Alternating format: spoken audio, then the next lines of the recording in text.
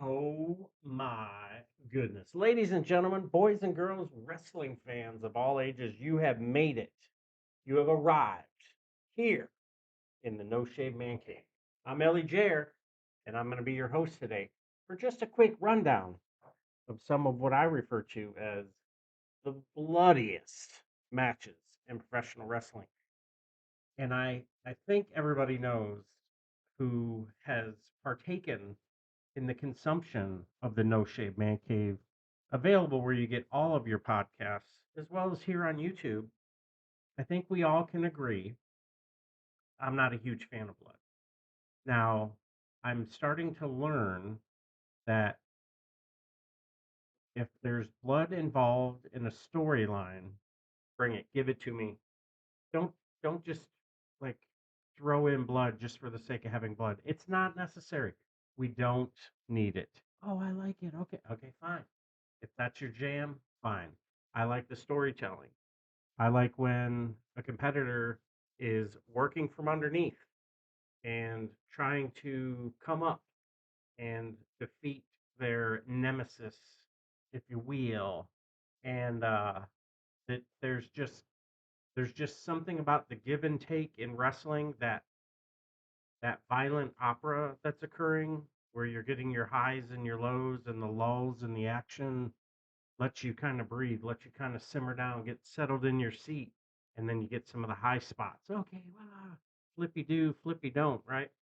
But when everybody's just bleeding everywhere. A couple weeks ago on AEW, uh, Brian Danielson was in a match, and he's running around the ring, and he's giving it hell. I mean, he's putting in the work, and it's on AEW, regular TV, TNT, and he's bleeding everywhere. Not somewhere, everywhere. Everywhere there's blood.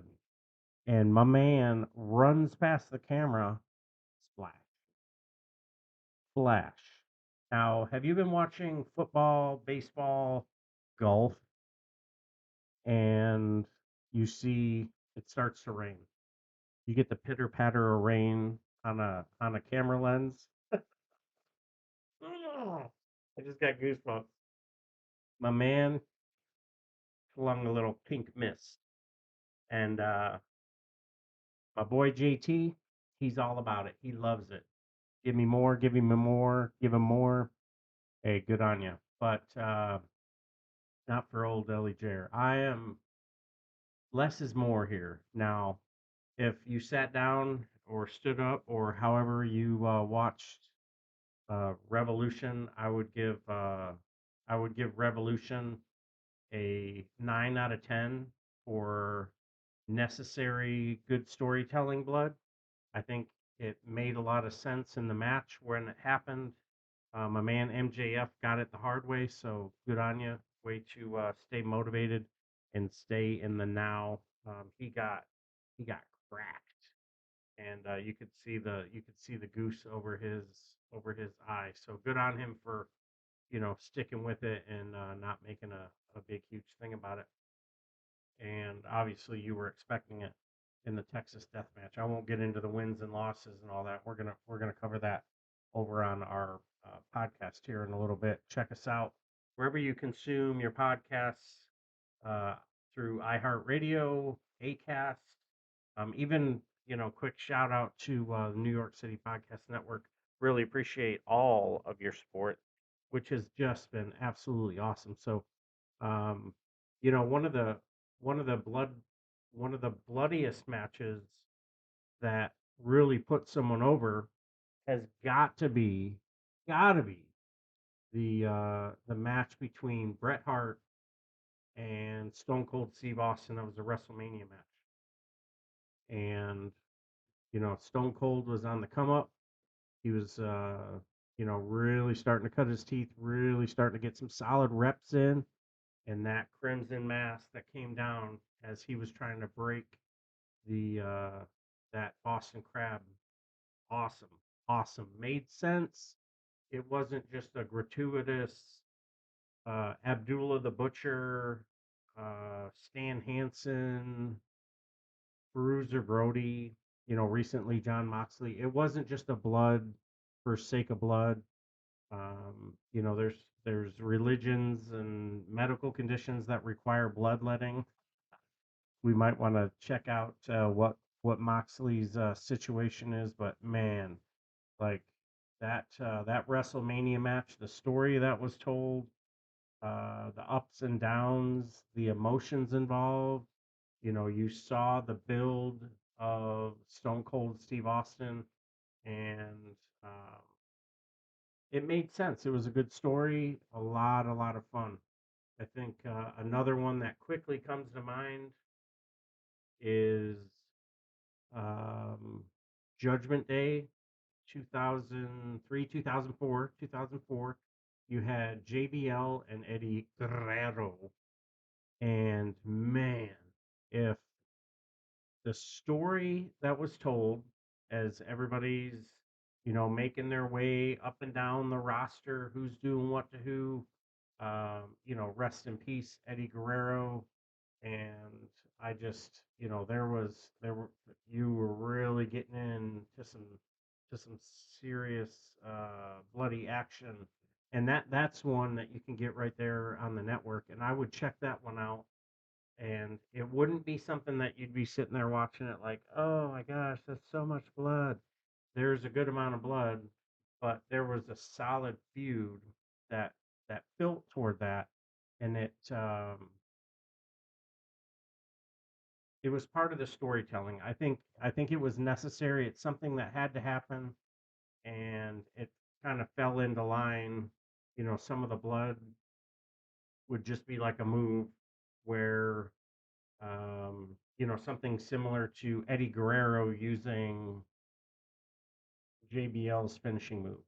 You'd just be like, "Oh no, he didn't." Yes, he did, and it would make sense for the amount of blood that that was occurring. Another match that occurred that I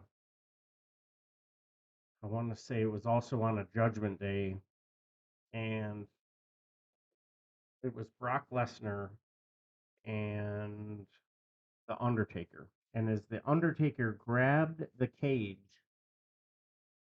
to lift himself up, there was just it was just like a spout. It was just coming out. I recently watched that one on the network as well, and early 2000s, 2003, 2004 as well. Just incredible. 2005 maybe, and that to me was just I just want to get blood on TV. I'm trying to push the envelope, and we're just gonna squeeze some blood in. There was a Taboo Tuesday in early 2000s, 2004, 2005, and I recently went back and watched that. And Taboo Tuesday was one of those where the fans got to get involved in how and in some of the stipulations and who was going to have a match and everything. And Triple H and Ric Flair.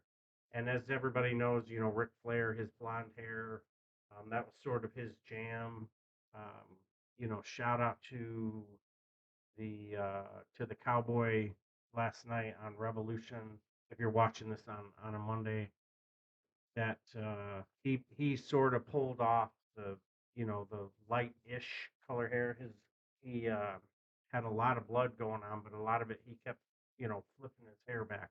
He kept flipping his hair back, so a lot of that kept feeding in, going back.